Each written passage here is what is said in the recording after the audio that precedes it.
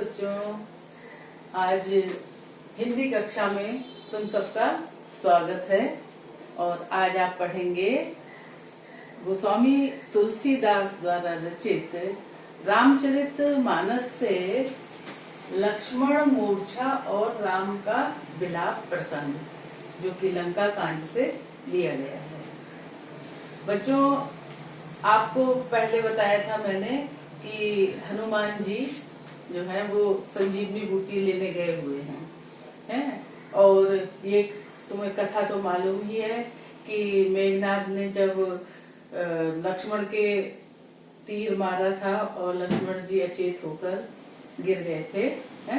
उस समय किस प्रकार से रामचंद्र जी जो है वो मानवोचित, जैसे मानव जो है वो दुख में कैसा महसूस करता है और किस प्रकार से विलाप करता है, क्योंकि वैसे तो मर्यादा पुरुषोत्तम राम जो है वो लीला ही कर रहे हैं और वैसे देखा जाए तो वो तीनों लोकों के स्वामी हैं। उनको कैसा दुख और कैसा शोक, लेकिन चूंकि मानवोचित लीला कर रहे हैं, मानव लीला कर रहे हैं, तो इसमें तुलसीदास जी ने इस प्रसंग को ही बताया है चौपाई छंद के माध्यम से। पहले तुमने देखा था कि दोहा छंद था और दोहे छंद में उन्होंने किस प्रकार से बताया कि हनुमान जी जो है वो भरत से मिलते हुए और संजीवनी बूटी लेने के लिए गए हुए हैं। उस इधर जो है प्रसंग क्या चल रहा है कि रामचंद्र जी बेहोशावस्था में लक्ष्मण बेहोश हो गए हैं, उनको गोद में लिटाए हुए हैं और विलाप कर रहे हैं। बच्चों, अवधी भाषा में लिखी हुई ये चौपाई बहुत ही मार्मिक है, क्योंकि इसमें करुण रस का इतना अच्छा प्रयोग किया गया है, राम का विलाप दिखाया गया है। तो देखिए, पढ़ते हैं अपने लोग।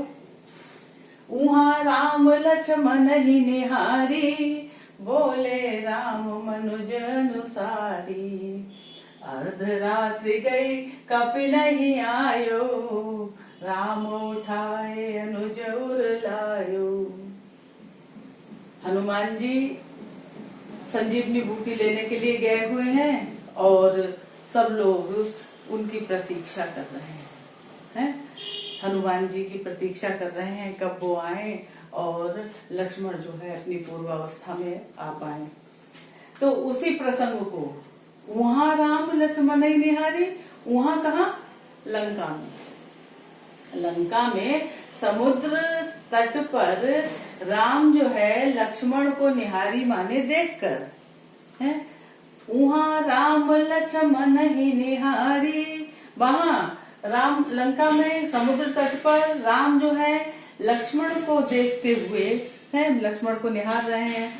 लक्ष्मण जो है अचेतावस्था में हैं, बेहोश हैं, उनको निहार रहे हैं और बोले राम मनुज अनुसारी। राम जो है मनुष्य के तरह, जैसे मानव रोता है, दुख करता है, तो वैसे राम जो है वो मनुज अनुसारी, मनुष्य के तरह। क्या बोले राम? ये अर्धरात्रि गई कपि नहीं आयो, राम उठाए अनुज उर लायो। ये आधी रात बीत गई, अर्धरात्रि गई, आधी रात बीत गई, कपि नहीं आयो। कपि माने बंदर, किसके लिए? हनुमान जी के लिए, है ना। तो आधी रात बीत गई है और हनुमान जी वापस नहीं आए, बंदर वापस नहीं आया। राम उठाए अनुज उर लायो। राम ने, अनुज माने अपने छोटे भाई, छोटा भाई कौन? लक्ष्मण। लक्ष्मण को उठाकर उर माने हृदय से लगा लिया। राम उठाए अनुज उर लायो, सकहु न दुखित देखि मोहि काऊ, बंधु सदा तब मृदुल स्वभाव। कह रहे, हे भाई, तुम मतलब इतने कोमल स्वभाव वाले थे कि जो कभी मुझे सकहु न दुखित देखि मोहि काऊ, तुम मुझे बिल्कुल दुखी नहीं देख सकते थे। सकहु न दुखित देखि मोहि काऊ, तुम मुझे बिल्कुल भी दुखी नहीं देख सकते थे। हैं बंधु सदा तब मृदुल स्वभाव, हे भाई तुम्हारा हमेशा सदा हमेशा, मृदुल माने कोमल, स्वभाव माने स्वभाव, तुम्हारा इतना कोमल स्वभाव रहा है कि तुम मुझे कभी दुखी नहीं देख सकते थे। मम हित लागी तजऊ पितु माता, तुमने तो मेरे लिए तुमने माता पिता तक का त्याग कर दिया। भाई वनवास का आदेश किसके लिए हुआ था? राम के लिए, लेकिन लक्ष्मण संग गए थे। इस कहानी को तो तुम सब लोग जानते हो। तो लक्ष्मण जो कि भ्रातृ भक्ति की वजह से उनके साथ गए हैं, वो कह रहे हैं कि मम हित लागे तजो पित माता, तुमने मेरे हित के लिए मेरे लिए तुमने माता पिता तक को त्याग दिया था। सहो विपिन हिम आतप बाता, और तुमने विपिन माने जंगल में जाड़ा, हिम मतलब वैसे तो बर्फ को कहते हैं हिम, जाड़ा, आतप माने गर्मी धूप को कहते हैं, और बाता मतलब बारिश है। हवा पानी बारिश है, गर्मी और सर्दी, सब में तुमने मेरे लिए जंगल में सहन किया। भाई जंगल में कौन से घर बने होते हैं कि जो इंसान अच्छे से वहां पर गुजर बसर कर सकता है। तुमने मेरे साथ सर्दी गर्मी जाड़े बरसात सब में तुमने जंगल में मेरा साथ दिया है। सो अनुराग कहाँ भाई, हे भाई वो प्यार तुम्हारा कहाँ है जो तुम मेरे साथ साथ रहते थे, मुझे दुखी नहीं देख सकते थे, और अब तुम्हारा वो प्यार कहाँ गया? कि सो अनुराग कहाँ भाई, उठो न सुनी मम बच बिकलाई।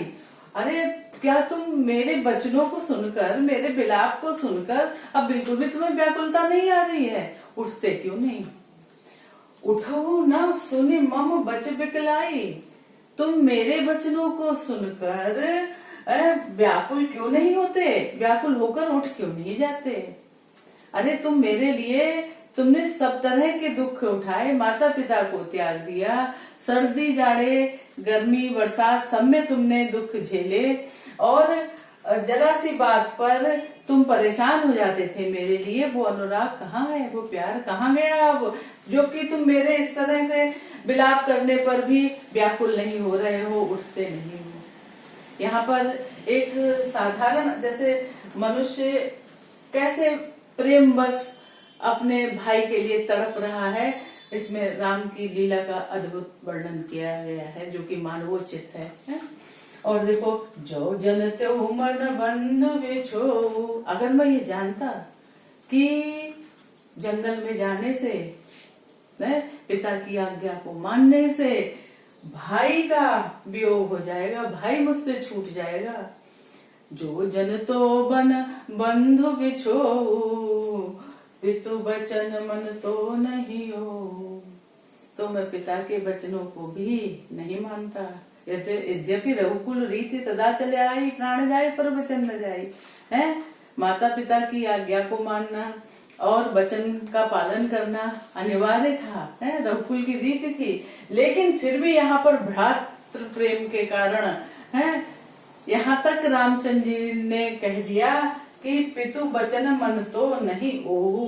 उन वचनों को जिसके अनुसार पिता ने उनको 14 वर्ष का वनवास दिया था, उस बात को भी, पिता की आज्ञा को भी मैं नहीं मानता। यदि मुझे ये जो पता होता कि जंगल में जाने से मेरा भाई से बिछो हो जाएगा, भाई बिछुड़ जाएगा। बात समझ में आ रही है? ये कितना मार्मिक प्रसंग है, करुण रस से ओतप्रोत है, करुणा इसका स्थायी भाव है, और चौपाई छंद है। चौपाई छंद एक सममात्रिक छंद है। इसमें 16 मात्राएं देखो, 1 2 3 4 5 6 7 8 9 10 11 12 13 14 15 16, इस तरह से 16 मात्राएं हैं। सममात्रिक छंद कहलाता है ये, और अवधि भाषा का प्रयोग हुआ है। और देखना जरा, जो जनतो में अनुप्रास अलंकार, बन बंधु बिछो, अनुप्रास की छटा दर्शनीय है। बच्चों देख रहे हैं, बन बंधु बिछो, और इसमें जो जंतु इधर बच बिकलाई है, अनुप्रास अलंकार का बहुत ही सुंदर प्रयोग हुआ है।